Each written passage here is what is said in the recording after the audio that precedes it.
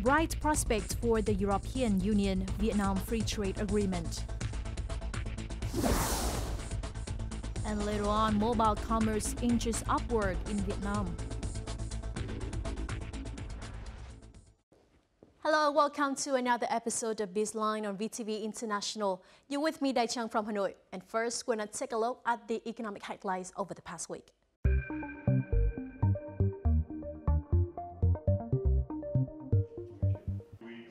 The Vietnamese embassy in Belgium, in collaboration with the European Union or EU, the EU-Vietnam Friendship Parliamentarians Group, and European Institute for Asian Studies held a workshop in Brussels on Wednesday to speed up the signing and ratification of the EU-Vietnam Free Trade Agreement, or EVFTA. Speaking at the event, Vietnamese ambassador to Belgium, Vũ Anh Quang, emphasized Vietnam's commitment to ensuring a transparent business environment for European firms. On his part, Bruno Angelet, head of the delegation of the EU to Vietnam, said that to maximize the benefits of the FTA, Vietnam needs to promote intellectual property protection and compliance with the EU standards for agricultural produce. The EU did not use trade barriers to rebalance trade, but build a bridge to connect to Vietnamese partners through the FTA, which is considered a beneficial solution for all parties. Officials of Vietnam and the Eurasian Economic Union or EAEU lauded the positive outcome brought about by the EAEU-Vietnam Free Trade Agreement in more than 1 year and a half. The enforcement of the FTA was reviewed at a working session between Vietnam's Minister of Industry and Trade Trần Tuấn Anh and the Minister for Trade of the Eurasian Economic Commission, Veronika Nikishina, in Moscow on Monday. According to statistics of the Vietnam Customs, in 2017, Vietnam recorded a trade surplus of nearly $1 billion with the bloc. In the first 4 months of 2018, bilateral trade was at $1.53 billion, an annual increase of 35%. The two ministers asked for more joint efforts to clear hurdles for Vietnamese and EAEU businesses so that they can capitalize on the favorable conditions created by the bilateral FTA and bolster bilateral trade to $10 billion in 2020. According to the General Department of Customs, in the past 5 months, rice exports reached nearly 3 million tons, an increase of 42% in terms of value and nearly 26% in volume compared to the same period last year. This is the highest it's reached in the past 5 years. Rice exports to Bangladesh rose 90 times in volume and over 60 times in turnover, while the Indonesian market saw a 200-fold increase in both volume and turnover. Vietnam's rice is sold at a higher price than India's and Thailand's. According to experts, this is a result of the high price of rice in the domestic market. However, if the domestic price does not go down in the near future, the competitiveness of rice exports will not be maintained. According to the Ministry of Labor in Vallis and Social Affairs, on average, overseas Vietnamese laborers send remittances worth roughly $3 billion per year. Currently, there are about 500,000 Vietnamese workers working in foreign countries. Vietnamese laborers working abroad are mostly concentrated in Taiwan, China, Japan, South Korea, Saudi Arabia, and Malaysia. In 2018, the Ministry of Labor in Vallis and Social Affairs set a target of sending 110,000 Vietnamese workers to work abroad. Of the figure, female workers account for 40%. In addition, the ministry aims to improve the quality of work and strengthen the discipline of Vietnamese workers. VietBuild International Exhibition opened in Ho Chi Minh City on Thursday, with the participation of more than 2,500 booths from nearly 800 domestic and international enterprises. Most of the products in the exhibition are environmentally friendly and are associated with sustainable development. The exhibition will last until June 25th and takes place at the Saigon Exhibition and Convention Center in Ho Chi Minh City. According to the Vietnam Urban Development Planning Association, by 2040, 50% of Vietnam's population will live in urban areas. By the end of May this year, Vietnam had become home to 813 cities, including urban areas, economic zones, and industrial zones. Vietnam is predicted to lead Southeast Asia in terms of urbanization. Currently, improving the quality of human resources has become a pressing issue for Vietnam. From the 19th to the 29th of June, the Vietnam National Administration of Tourism has organized a program to introduce Vietnam as a tourist destination to Switzerland, Austria, Hungary, and the Czech Republic. The first activity in the program took place in Zurich, Switzerland on June 20th. The event attracted nearly 100 Vietnamese tourism enterprises. At the event, leaders of the Vietnam National Administration of Tourism introduced the beauty of Vietnam to visitors, including presentations on Vietnamese cuisine and the country's beautiful beaches. Last year, Vietnam welcomed more than 33,000 Swiss tourists, an increase of more than 5% compared to 2016. However, this figure is still considered modest. Through this event, officials hope to attract more Swiss tourists to Vietnam. Those are economic highlights over the past week. Up next, we'll talk about the future prospects of mobile commerce and its payment options in Vietnam, which have been defined as the new emerging trends in e-commerce activities in the country in our crosstalk.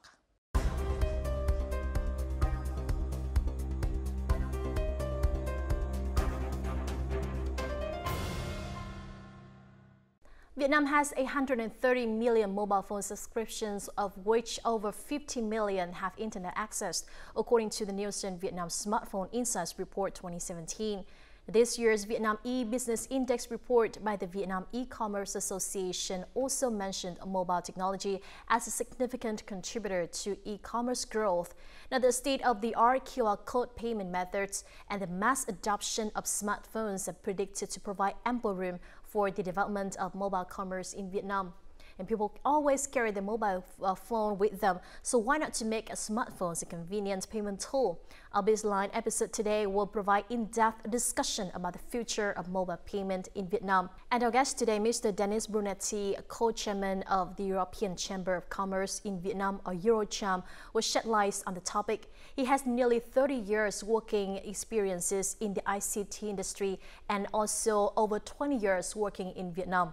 Thank you very much for joining us. We now start with a broad context of the general economic, macroeconomic situation in Vietnam, and also the mobile payment industry in the country. So how has the country been and where is this going?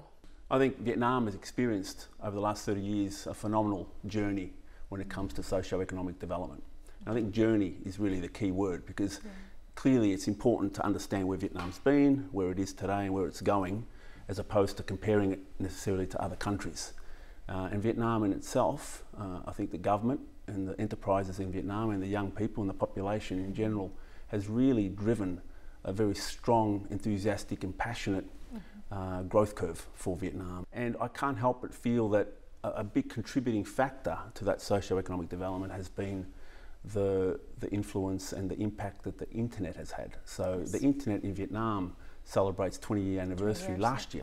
Clearly that's, I think, running parallel with a lot of this socio-economic development. And the parallel basically is that more people have had access to more information, and through the mobile networks that were provided by companies like Mobifone and Vinaphone, Vietnam Mobile and Viettel, and certainly companies like Ericsson and other companies as well, of course, other vendors, have contributed to the 2G, 3G and 4G infrastructure development in this country. We've basically partnered together with the operators and expanded the mobile network coverage and capacity across the country. Enabling inclusive growth basically is important and happens through mobile access. Mobile payment has been shaping into a clear global trend. According to a report by Gartner's research, by 2018, 50% of consumers in developed markets will use mobile devices such as smartphones or wearables to pay. In Vietnam, 4G technology covers 99% of districts across the country. Vietnam also has a young population which is adaptable to technology and has high rates of smartphones ownership at 72%. In terms of service providers, as many as 41 banks in Vietnam have been providing mobile banking and mobile payment services. 25 non-bank institutions provide services such as e-wallet, Momo from M-Service, and the QR Pay of VNPay. In terms of technology, most banks have partnered with fintech companies to deliver mobile banking services with the application of big data, artificial intelligence, over-the-top, or tokenization.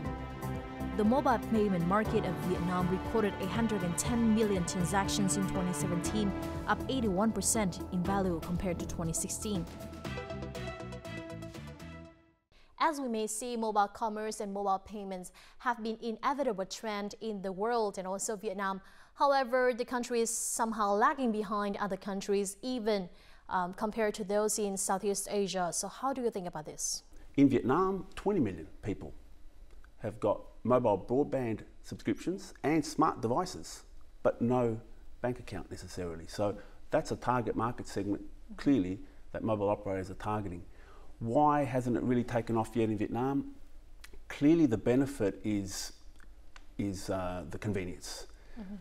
People don't want to have to carry large amounts of cash around. It's a lot easier and simpler to transact in a digital sense via mobile service or fixed internet service. But the drawback and the concern has always been around security. And clearly one of the drawbacks is security. But the other issue, I think, is also that there's about 45% of local enterprises in Vietnam that have websites, but only 19% of that 45% have websites that are compatible to mobile devices. Yes. So many of them are just not basically able to have their service or their product offering available on the mobile device for consumers to actually transact and buy from. And in Singapore, they have a thing called 3D service that's compulsory. Which basically is a protocol that links or ties the financial authorization to the online identification or authentication. So it basically connects the user's identity to that financial service. And in between, there's also, of course, the mobile payment platform, and that also needs to have that same security protocol embedded. So it's got to be end-to-end. In Vietnam, it's not compulsory today to have 3D service implemented. There's also the payment card industry data security standard. It's a long expression. Basically the acronym for it is PCI DSS, and it's 3.0, the latest version, which needs to be also implemented in Vietnam and made sure that it's adhered to strictly by all parties concerned. So once that's all done and people feel safe and secure that they can actually use their mobile service payment technique through their mobile device comfortably and securely and safely, then I think you'll see an uptake, quite dramatic uptake, I believe, along with, of course, more Vietnamese enterprises offering their websites or web pages on mobile devices that are compatible to mobile devices. That's the second big important aspect as well, which we talked about earlier. So how will m-commerce and its payment system change the financial market and the payment system in Vietnam? I think banks will still be banks, and banks will still, of course, play a big role in this. And in fact, in many cases, in most cases, the banks will partner with the operator, for example. And I think more and more, importantly, that will become an area that gets more attention from governments and regulators, especially when it comes to making sure that the players and the providers of these services have got the right licenses and the right authorization to do these type of things, because it's important, of course, to make sure that all payments are done properly, in a good way, in a safe way, in a secure way, but also making sure that there's no breaking of the law in terms of money laundering and other type of things as well that can potentially happen. So I think increasingly it's important to have all these players involved, whether they're mobile operators or banks or other financial institutions, over the top players, be connected in some way to a bank with a financial services license, for example, or a banking license, even for taxation purposes, for example. So it's important to have the right licensing and the right authorization in place. So what industries will benefit from mobility and digitalization? The future of our ICT industry is to digitally transform all other industries, making them more efficient, more cost-effective, more affordable, more accessible to more people across the world. And in the case of Vietnam, across every aspect of Vietnam, whether it's an urban area or a rural countryside, remote mountainous area.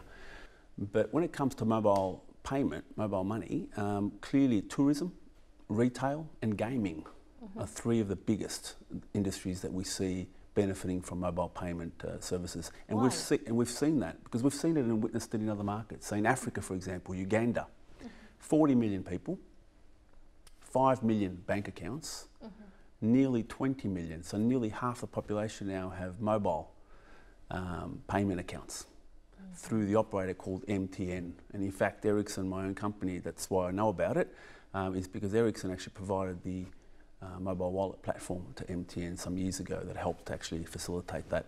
And most of the services, a lot of the services are gaming related, tourism related, retail related.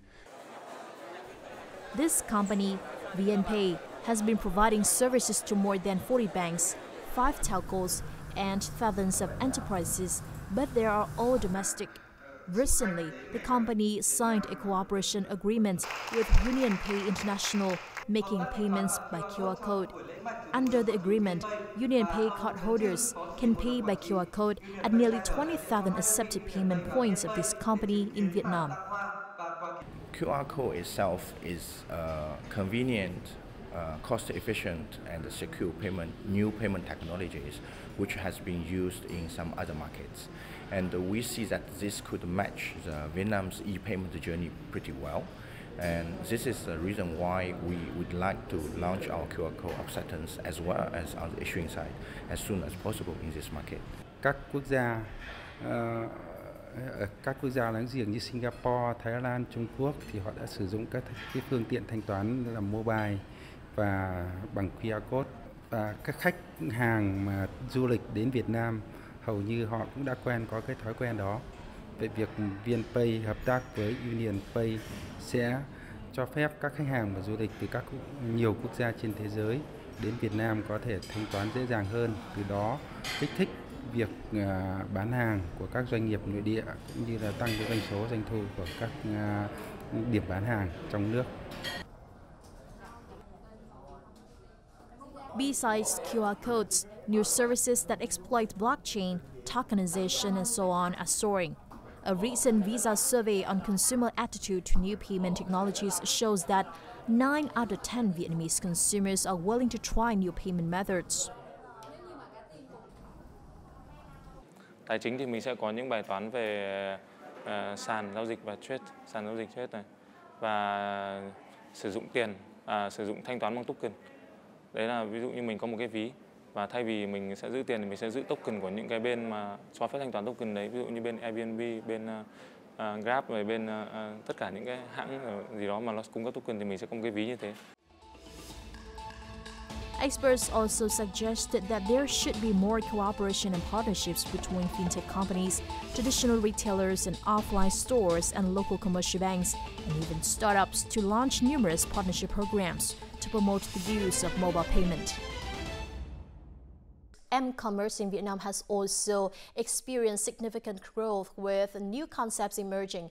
For example, e-wallets, QR code, non-touch payment, cryptocurrencies, and blockchain. So what are your assessments on these new developments? I mean, they're all welcome, of course. I mean, it's always good to innovate. Disruption is good.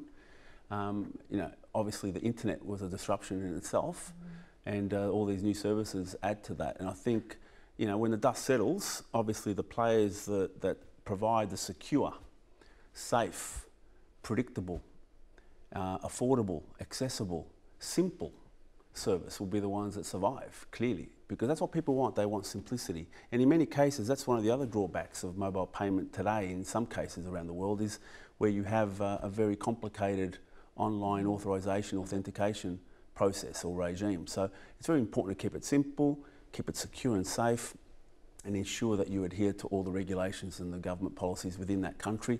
And of course, making sure that you partner. Collaboration is king, and collaboration is the most important aspect of all this, actually, because you've got so many players involved. So I see a future in most of those cases that you just listed, but it's too early to say which ones will be successful and which ones won't be successful. But the good news is there'll be options, there'll be choices. And the Vietnamese people, I think, will enjoy those options and choices, because Vietnamese people in general, and the government, of course, in Vietnam, by 2020, they want to reduce the amount of cash transactions down to about 10%. But actually, with the conventional behavior of the Vietnamese people that prefer cash transactions, do you think that the government's target is ambitious? Yeah, it's a fair point, Chung. I mean, I think in Vietnam people like to negotiate and bargain when they buy, and retailers offer discounts based on cash payment as well. So when you go shopping and stuff, you get that sort of incentivized cash discounted sort of behaviour.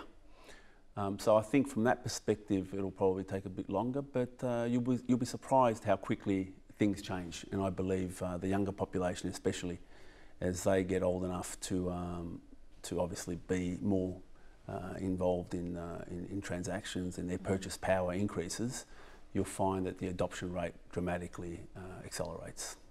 So the questions here are no longer about the existence of mobile payments, but also how to manage and how to stimulate it. So how should the central bank, the State Bank of Vietnam, prioritize this type of payment? I believe they've prioritised it. Clearly they have, because if the Vietnamese government is saying that by 2020 they want to have less than 10% of the transactions done via cash, that means they have prioritised it. They must have prioritised it. That would have to be done in order to be able to actually achieve that goal in 2020 or somewhere in the early 2020s. I believe they've prioritised it, and I believe, like you said earlier, it's not a matter of if, it's more a matter of when now. I think clearly mobile payments, digital financial services are here to stay. They're going to grow in popularity, and as more and more people feel safe and secure using those services, the more simpler it is to use those services, the more people will use those services, more transactions. Already today you have about 33 million mobile payment transactions globally per day. Per day. Yeah, yes. 33 million. So that's a hell of a lot. And you've got over 400 million mobile payment accounts globally. The government of Vietnam, in many of its public announcements, gives a boost to mobile commerce and mobile payment in Vietnam as it helps the economy develop more equitably, prevents erosion in tax collection. Chính phủ Việt Nam cam kết sẽ tạo thuận lợi và thúc đẩy xu hướng thanh toán di động tại Việt Nam. Thường xuyên đối thoại, làm việc chặt chẽ với cộng đồng doanh nghiệp cả bên cung cấp và sử dụng dịch vụ thanh toán. Thúc đẩy việc cập nhật thông qua khuôn khổ pháp lý, tạo cơ chế và xây dựng các chương trình hành động cần thiết để tạo thuận lợi, quảng bá cho thanh toán di động nói riêng và các công cụ tài chính. According to Nikkei, the support from the government together with global trends have strengthened smartphone usage in Vietnam in recent years. Có tới 40% người đặt hàng là thông qua các thiết bị di động. Và con số này tiếp tục nó tăng với cái việc là cái thiết bị di động ngày càng trở nên rẻ và cái chất lượng mạng 3G và tới đây là 4G thì ngày càng tốt. Sóng Wi-Fi thì rất là phổ biến ở mọi nơi. Businesses, in the anticipation of the trend, are the first movers. Trong 6 tháng vừa qua thì VNPay có phát triển được hơn 20.000 điểm chấp nhận thanh toán bằng QR code, và VNPay sẽ cố gắng là hoàn thiện vào khoảng 100.000 điểm trong năm 2018, và VNPay sẽ cố gắng xây dựng cái hệ sinh thái để làm sao cái người bán hàng đấy cảm thấy đấy là một cái dịch vụ rất là tiện ích và họ tự nguyện đi đăng ký, thì khi đó thì đấy là một cái thành công lớn cho cái việc mà phát triển thị trường thanh toán bằng QR code ở Việt Nam. Many businesses suggested that for such business plans to reach their goals, the government should do more in providing incentives and clearer regulations to ensure its safety. One that is being considered is to manage transactions on the National Payment Gateway, NAPAS. Thông qua một đầu mối duy nhất thì nó là đảm bảo cái tối ưu về đầu tư của xã hội. Thì chúng tôi là đã và đang triển khai cái hạ tầng về số hóa thanh toán để sẵn sàng đáp ứng cho cái xu hướng về thanh toán số, xu hướng về ngân hàng số, cũng như là đảm bảo các cái yếu tố về an toàn bảo mật. For such benefits, mobile payments, mobile commerce will continue to be the emerging trend in this year and the years to come. So how has the country prepared for such a change? I think the key ingredients are there. So clearly you have the mobile networks, you have the mobile broadband networks provided by the operators with expansive coverage and capacity. So people have got access to a mobile broadband service. You've got very high mobile broadband device penetration in terms of smartphones and smart devices in general. Very high internet usage, as we talked about earlier. And then, of course, you've got the need. You've got a growing middle class, you've got increased urbanisation, you've got people that want to actually buy and transact in an efficient and simplified fashion. So the desire is clearly there. And Vietnamese people in general, I find, are very, very open to new technologies and new services and new innovations. They try new things. They're always quick to learn and eager to learn. So I think it'll be a huge uptake in Vietnam. I think the main factors that will obviously determine how fast it takes up is the two things I mentioned earlier. One being security, of course, and having that confidence that they can use the service securely and safely. And the second aspect, of course, will be the availability of companies that actually provide internet transactions, mobile payment transactions on their websites, for example. So do you have any suggestions for the development of mobile payment in Vietnam?